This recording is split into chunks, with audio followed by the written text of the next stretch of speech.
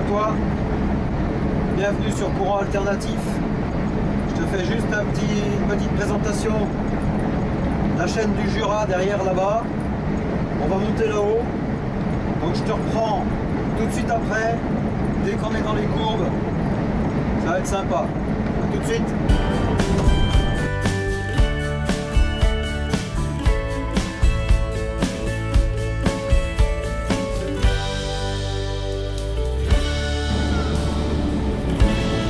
Alors voilou. Ouais, je crois que tu vas pas me voir parce qu'en fait, je t'ai réorienté un petit peu vers la route. De manière quand même que tu vois un petit peu le paysage parce que j'en profite, comme je te disais tout à l'heure, comme il fait beau, je profite pour montrer un petit peu le paysage parce que c'est vraiment sympa. Enfin, moi j'apprécie et j'espère que toi t'apprécies aussi. Donc, pour ceux qui n'ont pas vu avant, merci d'être passé sur ma chaîne Courant Alternatif et on attaque un petit truc, je dirais classique, une petite route classique, mais en poids lourd c'est toujours plus sympa qu'en voiture, à mon goût. Après il y en a qui aiment bien le faire en voiture aussi, mais bon, il y en a qui le font tous les jours en voiture, alors ils ont plus, ça les amuse plus, mais voilà. Mais de temps en temps, avec un poids lourd, un car, un camion, ça peut être sympa. Donc à la limite, je vais même carrément essayer de t'orienter un tout petit peu plus côté route, si j'arrive à caler ma caméra correctement, de manière que tu puisses en profiter à fond. Voilà, j'espère que c'est bon, ouais, c'est pas mal. Voilà. Donc on attaque une petite côte, direction une petite ville qui est au-dessus d'Yverdon, qui s'appelle Sainte-Croix, et qui est tout près de la frontière française, direction Pontarlier. Donc voilà, c'est un petit parcours. Là on va chercher, je vais chercher des gamins qui étaient qui faisaient un petit camp de ski, ils faisaient du ski de fond. Donc je les ai amenés lundi, et puis là on est vendredi, je les ramène à leur école qui se trouve, où est-ce que je les ai pris eux? Je les ai pris du côté de Vevey, donc au bord du lac Léman, juste au-dessus de Vevey, à Coursier exactement.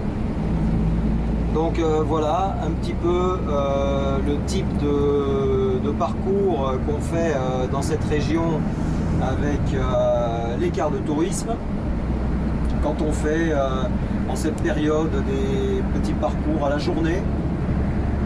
Donc bon là, moi j'habite un petit peu plus au sud, sur le canton du Valais, donc on est plus souvent dans les stations de ski qui sont dans ma région pour la période d'hiver. Mais voilà, de temps en temps, là le transporteur pour qui je travaille a ce client, et donc on a amené les enfants dans le Jura. Voilà. Donc je fais pas plus long, je te souhaite bien du plaisir. Bon, à la limite, ce que je vais faire, je vais laisser la vidéo tourner un petit peu jusqu'en haut, parce que bon, on verra comment ça donne, mais il y a des endroits où la vue est quand même assez sympa. Donc pour le plaisir des yeux, parce que je pense à la limite qu'il peut y avoir des gens qui aiment tout simplement voir du paysage défiler avec la caméra. Bon, en l'occurrence, j'ai mis la caméra en super grand angle, je l'ai mis à 170. Donc ça fait un effet un petit peu déformé de la vision, enfin du champ de vision. Mais l'avantage, c'est que du coup, on couvre vraiment beaucoup plus large, on balaye beaucoup plus large au niveau visuel, on voit beaucoup plus de paysages. Tout est un peu plus petit, mais c'est pas plus cool. Donc là en fait on va se retrouver, on va avoir un petit panoramique, je ne sais pas ce que ça va donner avec la cam, on va avoir un petit panoramique un peu plus haut sur le lac Léman. Non pardon, je te dis des conneries. Pardon, il va peut-être falloir que je fasse une coupure là. je reprends. On va avoir un panoramique sur le lac de Neuchâtel. Au-dessus d'Yverdon, nous nous trouvons, je pense que normalement on devrait voir un tout petit peu la ville d'Yverdon, et puis tout en longueur, sur la droite, on devrait apercevoir le lac de Neuchâtel. Magnifique lac à visiter aussi à l'occasion pour ceux qui aiment voyager. Je suppose que si tu es ici, c'est parce que tu aimes voyager.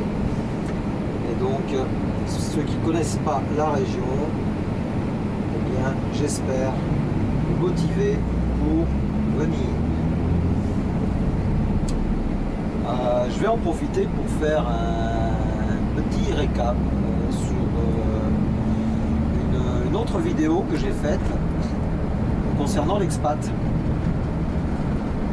Revenir un petit peu sur un sujet qui va plutôt toucher, je dirais, le côté social de l'expatriation. Et dans ce côté social, il y a des choses qui sont parfois un petit peu, je dirais, complexes à gérer. Après, c'est toujours pareil, ça dépend des gens, ça dépend du feeling de chacun.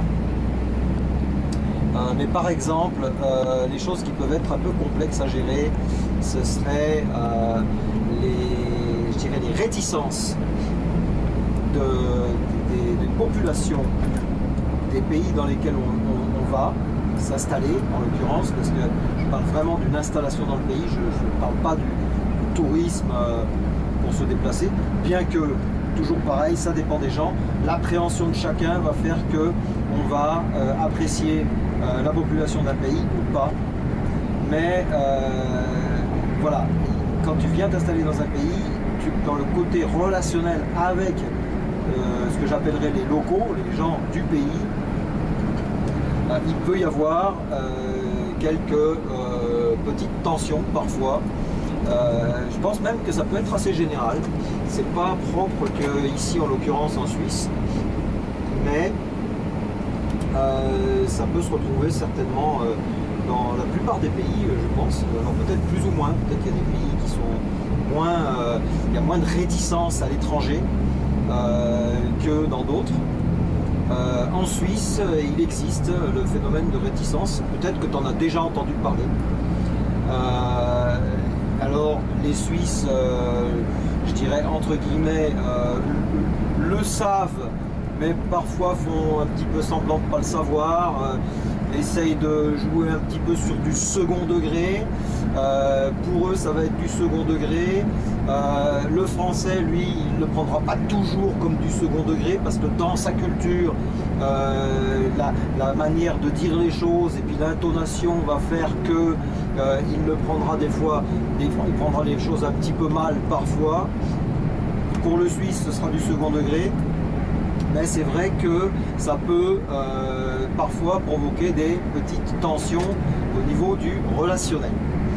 Donc ça, il faut savoir que moi je l'ai vécu aussi en Irlande, où il peut y avoir parfois des phénomènes de discrimination. Alors on ne peut pas parler de discrimination raciale, puisque là c'est pas une question de race, puisqu'on fait partie de la même race, mais ce sont des discriminations à tendance, je dirais, xénophobe. Donc vraiment qui font ressentir la crainte de l'étranger, et puis les difficultés que l'étranger apporte dans la région, dans la zone, difficultés qui sont apportées, des difficultés, je dirais, d'ordre économique, politique, social, etc. etc. Bon, malheureusement, ce sont des phénomènes qui sont un peu présents partout dans le monde. J'ai eu pas mal de témoignages, en particulier sur le Canada, mais je sais qu'il y a eu, j'ai rencontré d'autres personnes sur d'autres pays qui ont vécu aussi ces difficultés. Et donc du coup, parfois ça peut être un petit peu difficile à gérer. Et comme je te le disais l'autre jour, eh bien, ces difficultés de gestion de relationnel mais c'est quelque chose qu'il va falloir apprendre à assimiler en toi, dans ton esprit, pendant un certain temps. Et même, je dirais, au bout d'un certain temps, il peut y avoir encore parfois des difficultés à accepter certaines choses. Moi, je vais te dire, honnêtement, je pense que je suis un exemple d'avoir surmonté ces choses-là. En réalité, c'est pas très difficile. D'ailleurs, je dirais presque que si j'ai pu le faire, tout le monde peut le faire. Mais il suffit en fait d'avoir un état d'esprit qui se prête à la situation et puis une acceptation aussi, je dirais, de ce que tu es dans un nouveau pays. En fait, tu es un nouvel arrivant.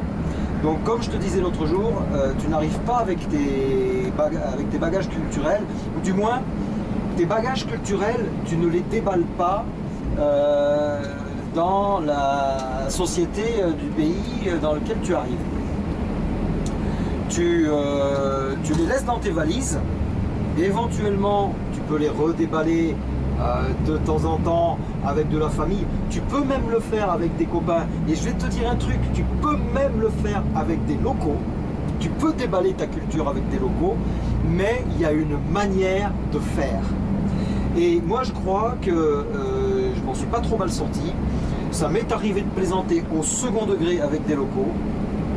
J'ai peut-être une capacité d'adaptation aux locaux dans certains pays qui facilite les choses, c'est-à-dire essayer de capter leur manière de plaisanter, essayer de capter leur second degré et de jouer avec le second degré des personnes qui sont autour de toi, qui sont présentes à ce moment-là, pour leur renvoyer un petit peu leur image, mais avec leur second degré. Et ils le comprendront beaucoup plus facilement parce qu'ils sentiront que de ton côté, tu fais aussi un effort pour, je dirais, il va y avoir un côté critique chez toi. En réalité, ils vont sentir le côté critique de ta part envers eux, mais ils vont le prendre mieux parce qu'ils vont sentir que toi, tu as aussi fait un effort d'adaptation et que tu as la capacité de les imiter au second degré. Je ne sais pas si je me suis bien fait clairement comprendre, mais en tout cas, moi je peux te dire que ça fonctionne.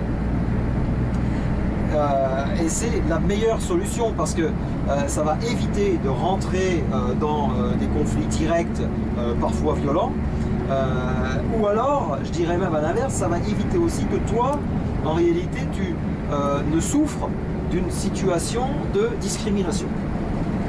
Et malheureusement, j'ai entendu dire qu'il y a des gens qui souffrent de cette situation et il y a une personne qui est quelqu'un qui a une certaine notoriété dans le monde du journalisme et de l'écriture qui, je ne vais pas rentrer dans les détails, mais qui a subi une forte discrimination et visiblement qui n'a pas su réellement